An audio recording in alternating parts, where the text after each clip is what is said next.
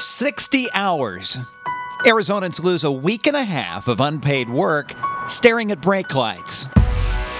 Maricopa County, Arizona, second in size, fourth in population, and a 250-mile freeway system that keeps 4.5 million people moving. Not over yet. As bad as Phoenix traffic is, it could have been so much worse. Arizonans were decades late building out their freeway network, and most of these roads almost didn't happen at all. I was part of that second boom that came through, and to us, where's those freeways? Complete the Loop 101 would take about 60 years. We got a late start. If we're going to be a big city, we gotta act like one. We have to do something. Hello from Phoenix, Arizona, and America's newest urban freeway, the Loop 202 South Mountain Freeway. I was planning to do a video just on the 202, a new freeway which lets through traffic have an option to bypass downtown Phoenix entirely. But then I discovered Phoenix's really interesting history of urban freeways. Not that long ago, like back when E.T. would have been in theaters, Phoenix hated freeways, yet somehow, almost overnight, Phoenix went from hating them to embracing them. And not just begrudgingly, like they went all in, and in 30 short years built one of the biggest and best regional freeway networks in the country. Most cities stopped building their freeways by the 1980s, but that's when Phoenix was just getting started. How did they do that? Why did they do that? And was it a good thing? I think what they did was miraculous. Detour Dan Beach knows Valley freeways because he's been flying over them since the 1980s. Check in Arizona, Detour Dan flies valley-wide. First couple of years I wasn't in radio, and I was one of those commuters, and it was horrible. Not that long ago, the 2.5 million people living in Phoenix had just 2.5 freeways to use. Similarly sized cities had long finished huge regional networks. Phoenix was running late. It's tough anywhere you go when it's over 100 degrees every day in the summer. But when you get into a vehicle and you get on the freeway and it only goes for about 4 miles and it's bumper to bumper, the whole 4 miles that you're on it. The story starts in 1956. Providing the staggering sum of $51 billion.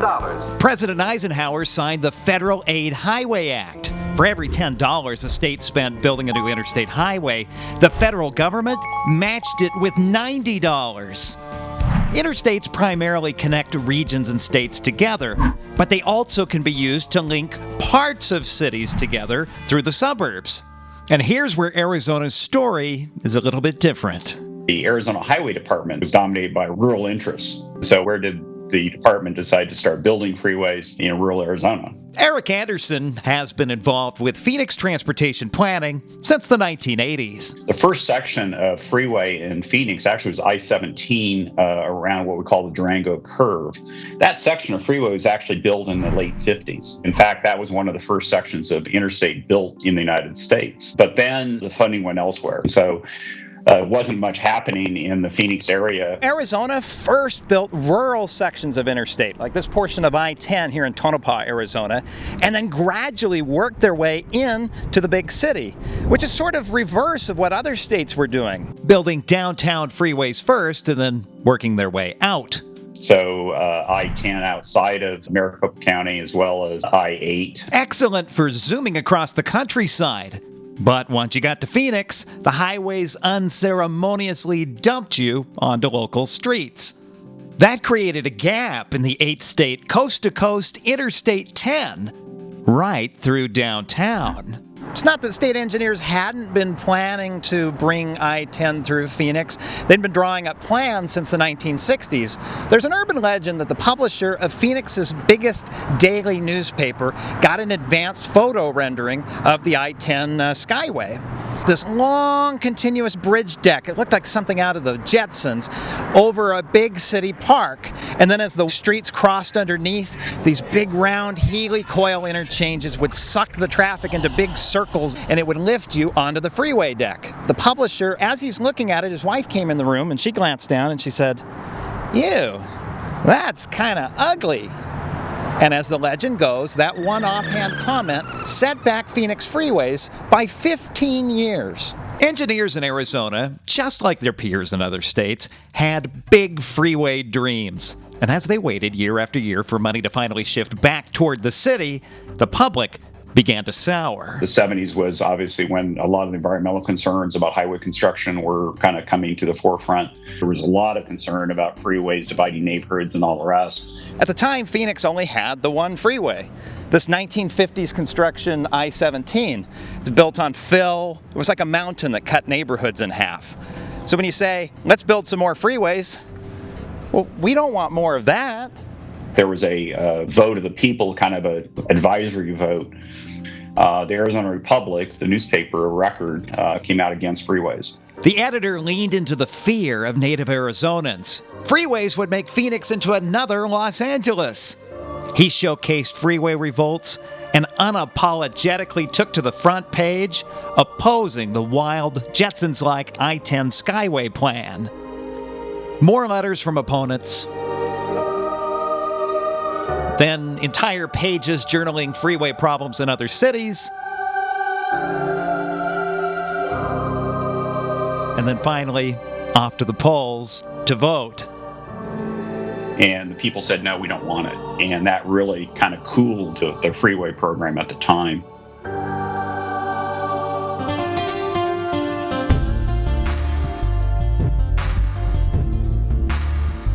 I think the temperament, it was a conservative, small desert.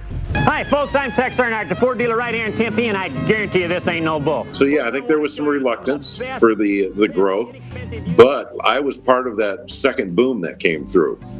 And to us, where's those freeways, man? If we're going to be a big city, we gotta act like one. Last year, there were 92,921 accidents.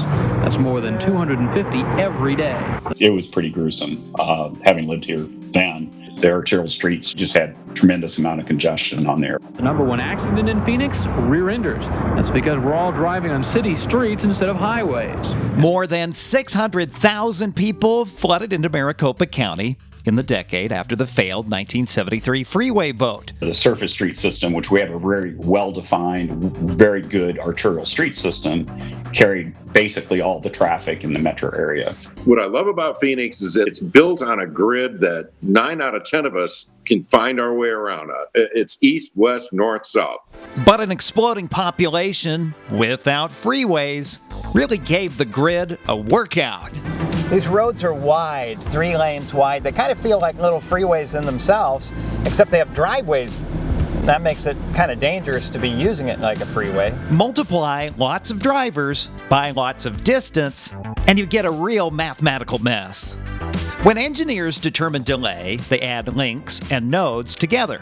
Time to travel between the intersections and the typical wait time an average driver might expect at each signal.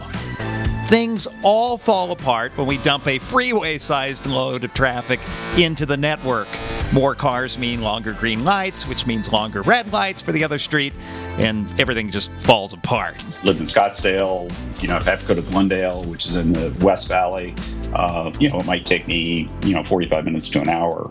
These new residents brought traffic and new opinions on how to fix it. I had come from south of Chicago, and I had seen the Chicago freeways and grew up with those, and that was commuting. Old-time Arizonans believed that by stopping freeways, they had stopped Phoenix from becoming another Los Angeles. But they were happy to embrace LA-style zoning rules, which meant every new house that got built gradually turned Phoenix into another Los Angeles. Just one without any freeways. In the early 80s, the local elected officials here said, we have to do something. Build a huge loop to the north, another one to the east and south, a freeway in the middle, and eventually one out west. Put together some scenarios, and it basically showed that to complete the Loop 101 would take about 60 years if we didn't have any additional funding. That clearly wasn't going to be acceptable. Back in the 1950s and 60s, cities were using federal Interstate Act match money to build their urban freeways, and they were pretty much done by the 1980s. So when Phoenix was ready to build its urban freeways, the federal program had kind of moved on. They were focused more on maintaining the system that had already been built. Phoenix had lost its window, and it was going to have to make the journey all on its own. MAG and our elected leadership actually put a question on the ballot in October of 1985 to impose a half-cent sales tax on the citizens here in Maricopa County to fund new freeway construction. There's a migration of people to our state, and they're not snowbirds. They're coming here to roost for good. Where are they coming from? The second wave residents changed the atmosphere. Conventional suburban freeways also seemed much more practical, less scary than the big Jetsons I-10 Skyway. Eugene C. Pulliam had passed away, and his son wasn't nearly so antagonistic. It passed with an overwhelming majority. If you're on your way home, look out for accidents on the I-17 northbound at Northern, then Sullivan, KCCB Skaggy traffic. Come tour our 10 beautiful model homes. The backyard bonus is back. If you've been waiting to buy a new home. Golf Resort. Take I-10 West to exit. New neighborhoods going up at record pace as Americans fled for the sunny skies of the Southwest. Each person paying half a penny sales tax on each dollar they spent to build freeways. That was probably one of the first dedicated regional taxes for transportation in the country. So that really launched our regional freeway program here. It kicked off with Loop 101 in 1987. Fresh sales tax revenue accelerated construction by 58 years. The 101 also fixed drainage problems in the area, and it gave Phoenix legal justification to stop issuing building permits on any property that was in the freeway's path. But the magnum opus was money and a plan to finally complete Interstate 10 through downtown Phoenix. Lots of planning, lots of public involvement. Instead of cars flying high on skyways, drivers would burrow beneath a city park. A series of bridges, which built a deck atop the tunnel, now called the Deck Park Tunnel, complete with 8 750 horsepower fans to suck out the exhaust and draw in fresh air, and 3,500 light bulbs. It opened to traffic in 1990 and completed Interstate 10 coast to coast. That's about when Phoenix's unstoppable freeway building campaign hit a wall. The station that jams. 40 minutes of today's hottest music. The Valley's Power 92. ADOT had not built urban freeways. And so when you build an urban freeway in an urban environment, so you have a lot of other challenges. Weird problems the state had never dealt with out in the countryside. Like Arrowhead Ranch, a new master plan community in Glendale that promised to give the state free land for the 101 freeway if only ADOT would swing the freeway up in their direction. But when Arizona went to the developer to get the land, they said, we never promised to give you any land. Well, who was right? A state auditor decided to dig through the records and find out, and he couldn't find any written records. So the state ended up buying the land. A double win for Arrowhead Ranch, I suppose. Right away, of course, is always more expensive than anybody thinks it's going to be. Like the $28 million Arizona had planned to build the 9-mile Pima Freeway. This was actually going to be a parkway with stoplights. As the analysis was done, say that's not going to work. We need to do a full freeway. Which wound up costing about 10 times that. The freeway was supposed to run along the border of the Salt River Pima-Maricopa Indian community and Scottsdale, and in an attempt at fairness, ADOT and the tribes agreed to split the route 50-50 between the Native American community land and the city. And after buying $17 million worth of houses, a group of Scottsdale residents fought back. And I can understand. Hundreds of homes to demolish when there are empty fields right across the street? But these aren't ordinary fields. Pimas have lived on this land forever. Descendants of Hohokams who built irrigation canals all across the valley 1,000 years ago. In the 1870s, European American settlers nearly drove the Pima off this ancestral land and onto a reservation farther south. Pima leaders traveled to Washington, D.C., explained all of this to Rutherford B. Hayes, and President Hayes signed an order preserving their land. So, to the tribe's credit, when they were faced with the prospect of a freeway cutting across these lands, they actually agreed. But they negotiated well. $250 million and direct development rights at all 8 of the new freeway exits. That turned out to be a really good deal for them over time, and showed the state of Arizona just how complicated urban freeways can be. The initial plans were pretty rudimentary. The freeway to freeway interchanges. The initial plan didn't have that, and so the freeways didn't connect. I don't know what the thought was. I wasn't involved in it at the time, but those freeway to freeway interchanges are really important. But they're very expensive, too. That all meant buying about 50% more land than they had anticipated, up from 8,000 acres to 11,000 acres. More complication, more cost, and, oh yeah, this. Revenues were coming in significantly under projections.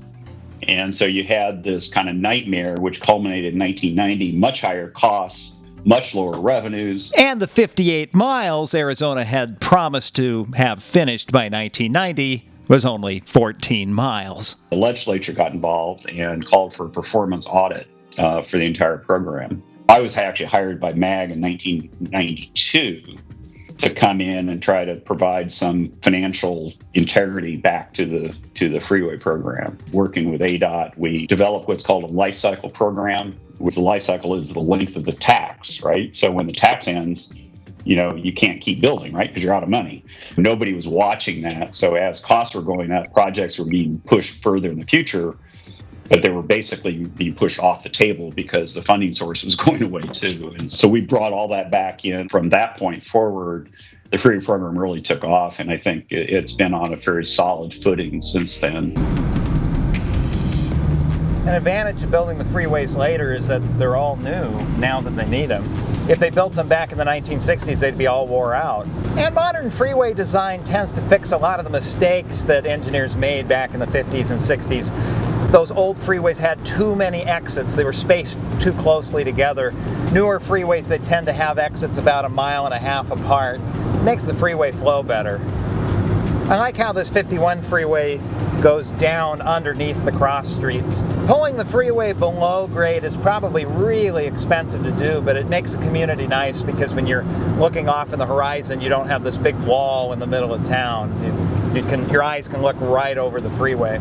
The initial 1985 tax expired at the end of 2005. Proposition 400 didn't face much opposition at all. Local news, which had been antagonistic in the 1970s, was now downright promotional. 56% of that funding goes into the highway program, a third goes into public transportation, and the balance goes into arterial streets. Which most people liked. But I do say most people. This is outrageous.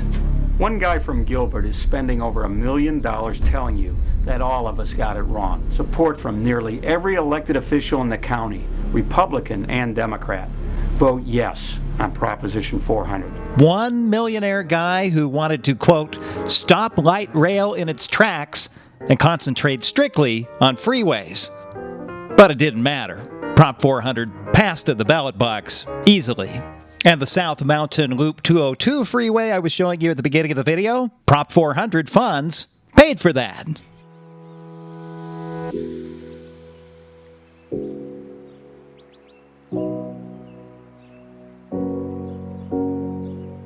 This wouldn't be a Road Guy Rob video if I didn't admit my own bias. I'm obviously very much pro-freeway. I-10 eastbound of the tunnel, that wreck is finally clear. There's a good possibility that you, too, had a suburban childhood.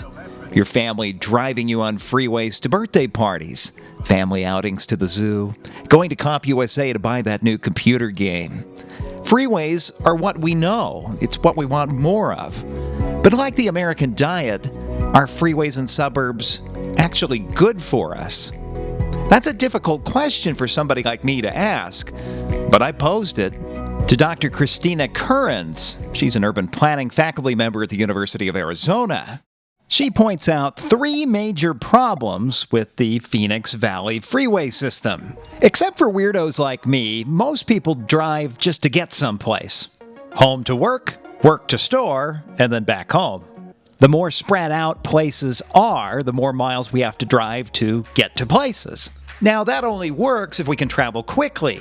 Travel at regular speed and far places fall out of reach. That's why historically, as population grows, housing, jobs, and stores all kind of pile up on top of one another. Travel slows down a little bit, but you can still access what you need to. And it uses a lot less land. Dr. Currens believes Phoenix was getting bigger, but the new freeways helped make the city spread out even farther than it naturally would have without the freeways. Faster roads increase market area, stores, offices, other amenities that are within practical reach of your house. The trade-off is that these amenities can stay spread out over a vast amount of land. We build buildings which require use of freeways to get to them, and then we're locked into that kind of transportation system, which fills up with cars, and then we're back to traffic jams. No matter how many freeways you build, and no matter how wide you build them, I've been here long enough to know you better be ready for round 3. Now, what about the streets? When it gets to be 121, 122 degrees, what happens to the asphalt? The sun and the desert have an understanding.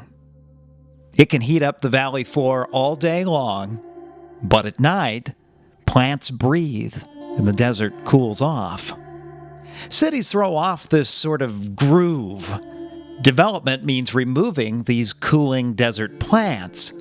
We replace it with concrete, asphalt, and buildings, and these act like big heat batteries, storing energy from the sun all day long and releasing heat after dark.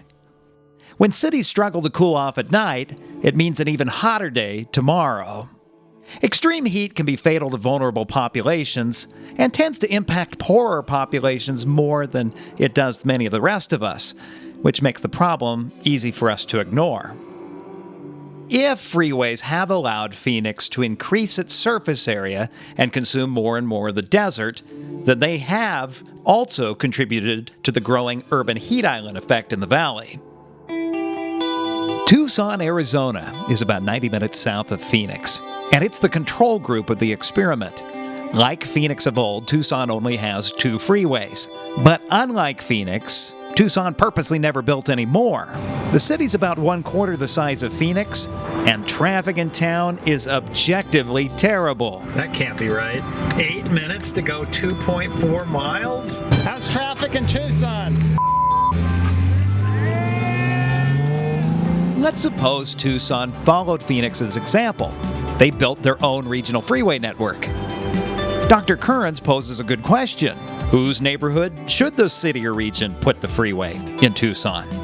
She points out how traditionally, lower-income households living on cheap land and ethnic minorities with less political clout tend to be the ones impacted more. That certainly was the case with the Pima community along the 101. In a familiar story, the South Mountain 202 freeway project also borders open fields on tribal land. But this time, ADOT chose to go the opposite way.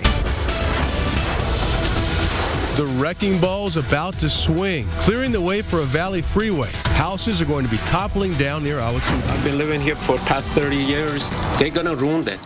Even when impacts are fair and equitable, impacts are still impacts.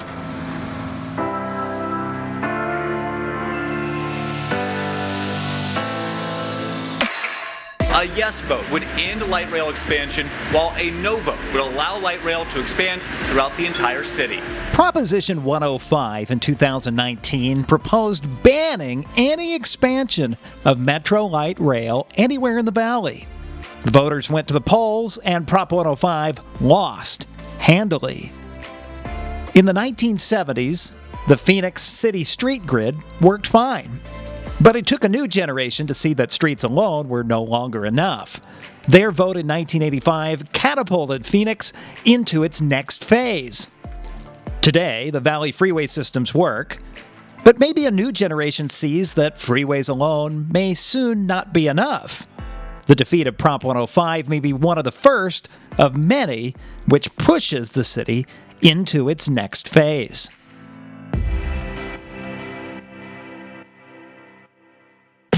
Wake up! Just kidding. If you made it this far, a road fan like you really needs to subscribe. Or consider getting on the freeway, contribute via Patreon so I can explore more of our transportation world. Thanks for watching.